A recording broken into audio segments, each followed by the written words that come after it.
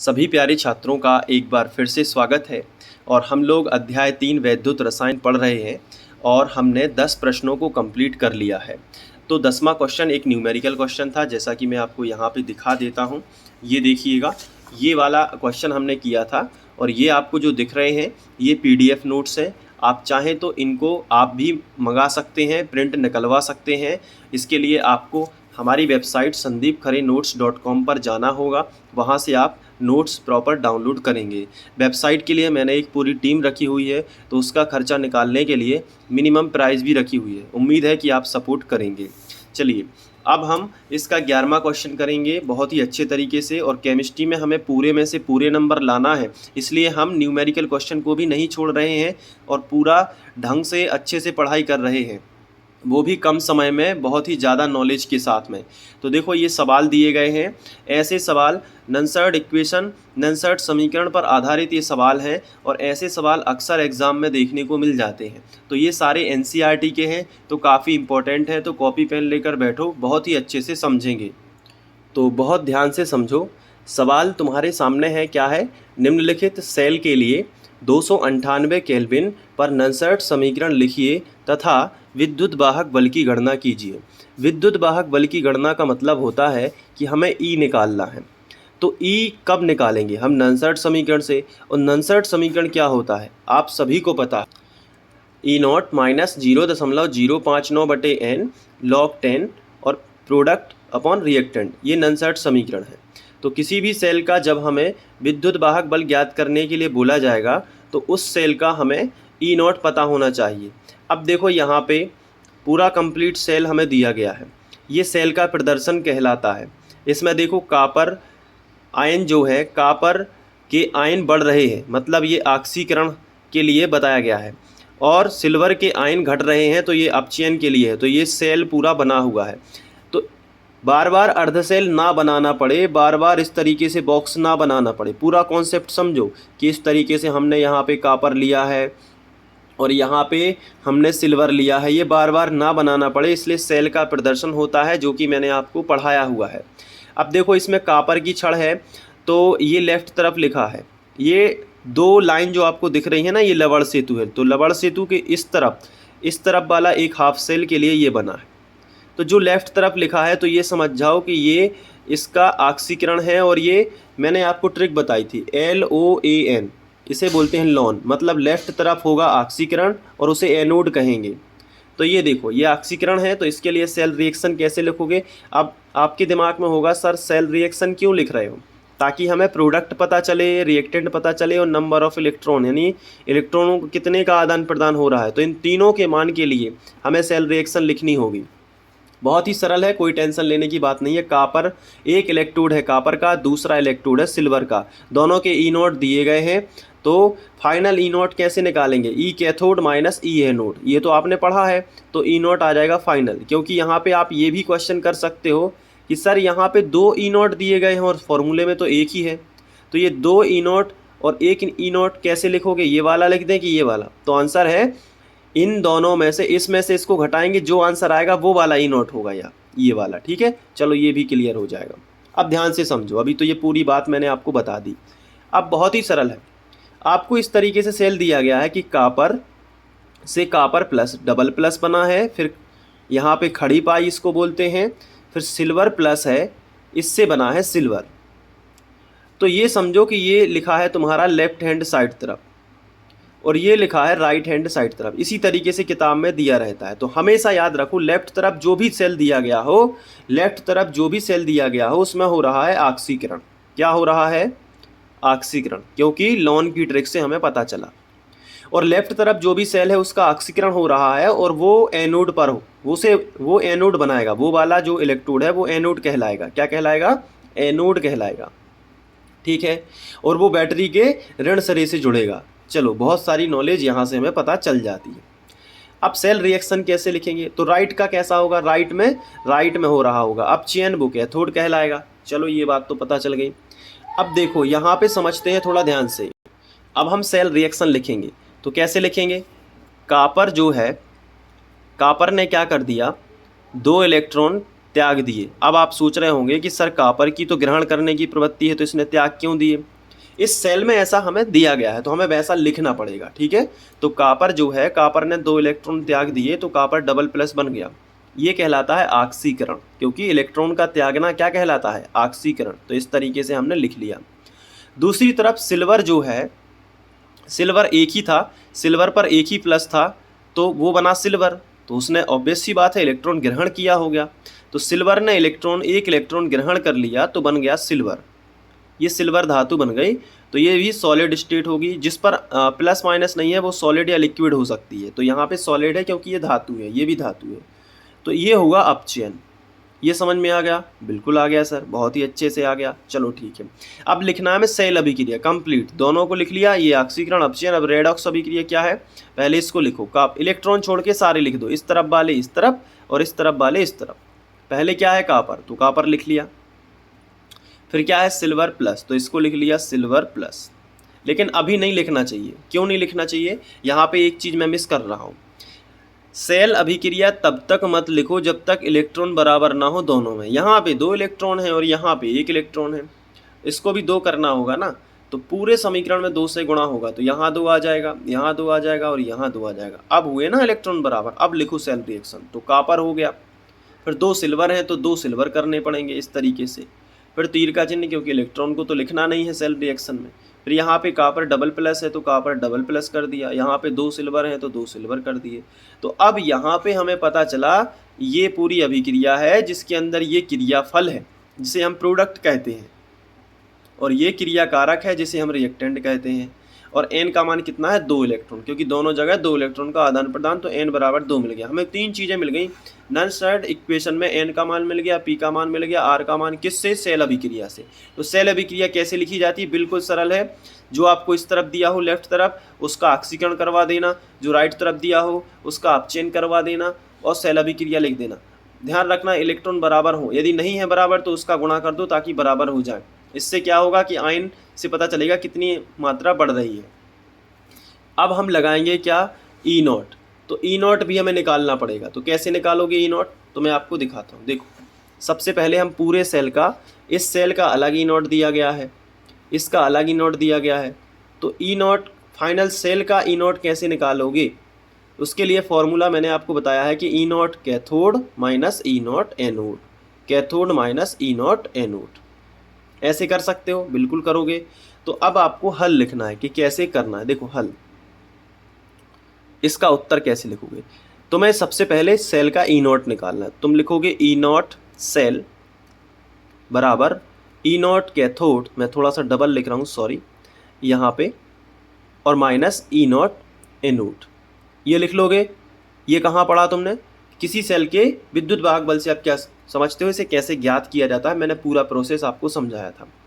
तो ई not cell, अब पूरा सेल आएगा, सेल का ई नॉट आएगा जो कि हमें नॉन-स्टैंडर्ड समीकरण में रखना है। तो ई नॉट कैथोड कितना दिया गया है? तो चलो सवाल पर चलते हैं और पता करते हैं कितना दिया गया था। ये देखो, ये है सवाल। ये हमें ये बताओ, ये लेफ्ट तरफ वाला है कॉपर, तो ये क्या होगा? लेफ्ट तरफ वाला एनोड होगा। हमें क्या चाहिए? कैथोड। तो 0.80 वोल्ट। तो कैथोड की जगह पर हम रखेंगे 0.80, माइनस लगा है तो माइनस। एनोड की तरफ, एनोड क्या है बताओ? 0.34। तो यहाँ पे आएगा 0.34।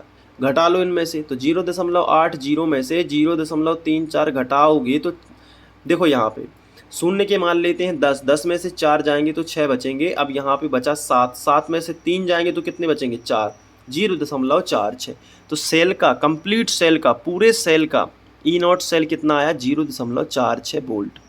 चलो, तो ये नॉन-स्टैंडर्ड इक्वेशन में जो ई नॉट था ना, इसकी जगह पर रखोगे। हमने पूरे सेल का निकाल लिया। ये अलग अलग हाफ सेल के दिए गए थे, इसका अलग दिया गया था, इसका अलग दिया गया था। हमने इसमें से इसको घटा दिया, ई कैथोड माइनस ई एनोड, तो हमें ई नॉट मिल गया। बहुत ही सरल है ना। अब लगाएंगे हम नॉन-स्टैंडर्ड समीकरण। तो नॉन-स्टैंडर्ड समीकरण होता है ई बराबर ई नॉट माइनस 0.059 बटे n log 10 product upon reactant. चलो ठीक है, तो ई देखो, ई बराबर ई नॉट कितना निकाला है? अभी अभी आपके सामने निकाला है। ये देखो ई नॉट कितना है? 0.46 वोल्ट। यहाँ पे रख दो 0.46 वोल्ट, नहीं लिखना यहाँ पे क्योंकि कैलकुलेशन चल रही है। माइनस फिर 0.059 ज्यों का त्यों बटे n। n कितना है? तो सेल रिएक्शन से पता चला था कि 2 इलेक्ट्रॉन यहाँ पे हैं, 2 इलेक्ट्रॉन यहाँ पे हैं, तो n का मान 2 मैंने आपको बताया था। तो यहाँ पे n की जगह पर कितना लिख लो? 2। फिर इसके बाद क्या आएगा? log 10 p, यानी कि प्रोडक्ट कितना है? देखो प्रोडक्ट तो इतना सारा है, मैं आपको दिखा देता हूँ। ये देखो, ये तो प्रोडक्ट इतना सारा है, लेकिन हमें आयन वाला ही केवल लिखना है, क्योंकि ये सॉलिड स्टेट में, इस पर कोई प्लस नहीं है, तो सॉलिड है, सॉलिड में नन सेट कहते हैं, इसका मान 1 होगा, तो हम कहाँ पर डबल प्लस बस अकेला लिखेंगे। तो यहाँ पे हम लिखेंगे केवल Cu डबल प्लस बटे रिएक्टेंट कितना है। तो रिएक्टेंट के लिए फिर सेल रिएक्शन देख ली हमने, सेल रिएक्शन में रिएक्टेंट इतना सारा है। नन सेट कहते हैं कि यहाँ पे, सॉरी यहाँ पे प्लस था, तो ये 2 प्लस हमें प्लस लगाना चाहिए। हाँ, तो ये है रिएक्टेंट। रिएक्टेंट में नन सेट क्या कहते हैं कि जिस पर प्लस हो वही लिखो, और जिस पर प्लस नहीं है वो सॉलिड या लिक्विड हो सकता है, उसका मान 1 है, तो इसको भी नहीं लिखेंगे, तो ये बस लिखेंगे 2Ag डबल प्लस। तो अब 2Ag डबल प्लस ऐसा नहीं लिखेंगे कि यहाँ पे 2 लिख दिया फिर Ag प्लस कर दिया, ऐसा नहीं करेंगे। जो आगे लिखा है, तो जब कंसंट्रेशन लिखते हैं ना, तो यहाँ पे नन सेट इक्वेशन में तो जो आगे है उसकी पावर चढ़ जाती है, तो यहाँ पे 2 की घात लग जाएगी। ठीक है, तो E बराबर हमें क्या मिलेगा? 0.46 माइनस 0.059 बटे 2 log 10।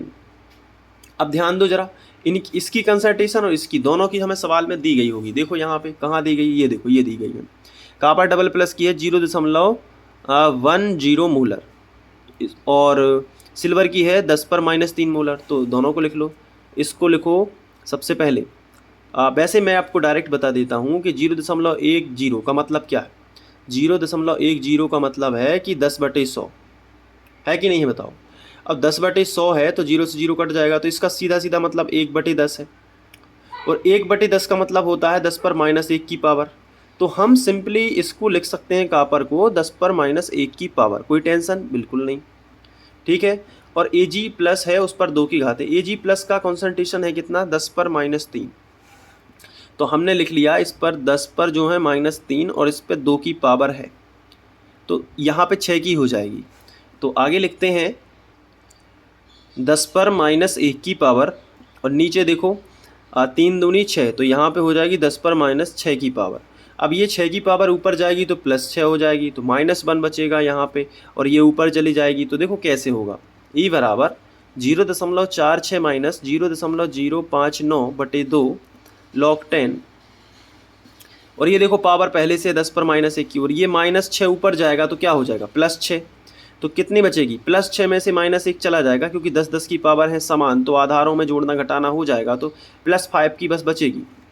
तो E बराबर हमें क्या मिलेगा? 0.46 माइनस 0.059 बटे 2 और log 10, और यहाँ पे देखो 6 में से 1 चला जाएगा तो 10 पर 5 की पावर बचेगी, तो 10 के ऊपर घात है। तो यहाँ पे log का फॉर्मूला क्या होता है कि जो पावर होती है वो आगे आ जाती है और बेस वहीं रहता है। तो देखो क्या आएगा? E बराबर 0.46 माइनस 0.059 बटे 2, और ये 5 की घात आगे आ जाएगी तो गुणित 5 हो जाएगा, और log 10 बचेगा, यानी log बेस 10 और 10, और इसका मान हम पहले ही क्वेश्चन से देख चुके हैं कि 1 होता है। log 10 जहाँ लिखा उसका मान 1 होता है, तो ये हट जाएगा। तो फाइनली E बराबर कितना आएगा? 0.46 माइनस 0.059 बटे 2 और गुणित 5। अब आप पहले जैसा यदि करोगे तो भी आंसर आ जाएगा, लेकिन अप्रॉक्सीमेटली आएगा, और ऐसा कर दोगे तो भी आंसर आ जाएगा। जैसे मैं आपको करके दिखाता हूँ। देखो ये यहाँ पे हम 2 से इसको कैंसिल करेंगे तो ये आएगा 2.5, ढाई बचेगा 2.5। अब 2.5 का गुणा इसमें करोगे और जो आएगा उसमें इसको घटा दोगे। तो देखो मैं रफ में आपको करके दिखाता हूँ। ये देखो ये आ गया रफ। अब हमें करना है 0.059 का गुणा 2.5 में, तो कर लेते हैं।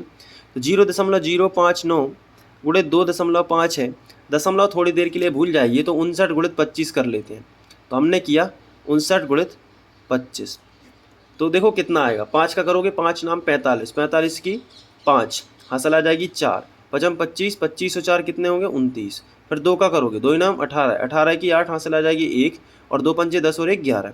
अब प्लस कर देते हैं, तो 5 ज्यों का त्यों 8 और 9 यानी 17, 17 की 7 हासिल आ जाएगी 1, 2 और 1 3 और 1 हासिल की तो हो जाएगा 4, 1 ज्यों का त्यों, तो आया 1475। लेकिन अब दशमलव रखना है, क्योंकि ये हमने बिना दशमलव के लिए थे, तो 1 अंक ये और 1 2 3 अंक ही है, तो टोटल हो गए 4, 3 है ये और 1 ही है, तो 1 2 3 4 यहाँ आ जाएगा दशमलव और यहाँ पे 0 रख सकते हैं, तो 0.14 हम ले सकते हैं। तो यहाँ पे हम लिखेंगे 0.46 माइनस 0.14 आया इनका कैलकुलेशन। अब इनको घटा लेते हैं, तो 0.46 में से 0.14 अगर घटाएंगे तो 6 में से 4 जाएगा, कितने बचेंगे बताओ, 2 बचेंगे, और 4 में से 1 जाएगा तो कितने बचेंगे, 3 बचेंगे, और 0.32, और यही हमारा आंसर आएगा अप्रॉक्सीमेटली। तो मैं यहाँ पे दिखा देता हूँ कि 0.32 वोल्ट जो है इसका आंसर हो जाएगा। अब मैं आपको थोड़ा अपने नोट्स से भी आंसर मिलाना चाहूँगा, तो नोट्स का आंसर मैं दिखा देता हूँ। यहाँ पे आया है 0.3125 वोल्ट, जो कि अपने आंसर के बिल्कुल करीब है। मैं आपको अपना आंसर भी दिखा देता हूँ, ये देखो 0.32 वोल्ट, यहाँ पे है 31, है ना, तो बिल्कुल करीब है। और ये इसलिए हो गया क्योंकि हमने इसका एक और होता है साथ में, तो वो मान हम नहीं लेते हैं, तो ये भी सही है और ये भी सही है, तो कोई कन्फ्यूज़न नहीं होना चाहिए। इसके बाद हम लोग नेक्स्ट वीडियो लेक्चर में ये 12वां क्वेश्चन सॉल्व करेंगे, नहीं यहीं पे कर देते हैं, बहुत ही छोटा है, तो 12वां यहीं पे आ जाएगा। देखो इसके बाद 13वां करेंगे नेक्स्ट वीडियो लेक्चर में। इसमें क्या लिखा है इसी को पढ़ लो, बिल्कुल सरल है, ये हमने इसलिए ऐड कर दिया है, दो नंबर में कभी कभार पूछ लिया जाता है। निकाय Mg 2+ हैं और Mg मतलब आयन यहाँ पे ज़्यादा हैं, यहाँ पे घट गए, तो ये क्या हो गया, रिडक्शन यानी अपचयन का मानक इलेक्ट्रोड विभव आप कैसे ज्ञात करोगे। किसी भी धातु का हमें मानक इलेक्ट्रोड विभव ज्ञात करना है ना, तो उसको हम किससे जोड़ेंगे, मानक हाइड्रोजन इलेक्ट्रोड से, जो कि हम आगे पढ़ने वाले हैं पूरा। मैं आपको थोड़ा उसका चित्र दिखाना चाहूँगा कि किस तरीके से वो लगता है। ये देखो, ये है मानक हाइड्रोजन इलेक्ट्रोड विभव। तो जैसे 2 सेल होते हैं ना, तो इस सेल की जगह पर इसको रख देंगे और जिसका करना है वो यहाँ पे रख देंगे। जैसे हमें मैग्नीशियम का ज्ञात करना है, तो यहाँ पे मैग्नीशियम का इलेक्ट्रोड रख देंगे मैग्नीशियम सल्फेट के विलयन में, और यहाँ पे इस सेल को हटा के ये मानक वाला जोड़ देंगे। अब क्या होता है, इसकी प्रॉपर्टी क्या होती है, ये तो हमें आगे ही पता चलेगा, लेकिन अभी फ़िलहाल के लिए आप लिख सकते हो कि अगर हमें इसका क्या ज्ञात करना है, इलेक्ट्रोड विभव, तो इसके मानक हाइड्रोजन इलेक्ट्रोड से जोड़कर इसका निर्धारण कर सकते हैं। और ये सेल प्रदर्शन है कि Mg से लेफ्ट साइड में ऑक्सीकरण होगा,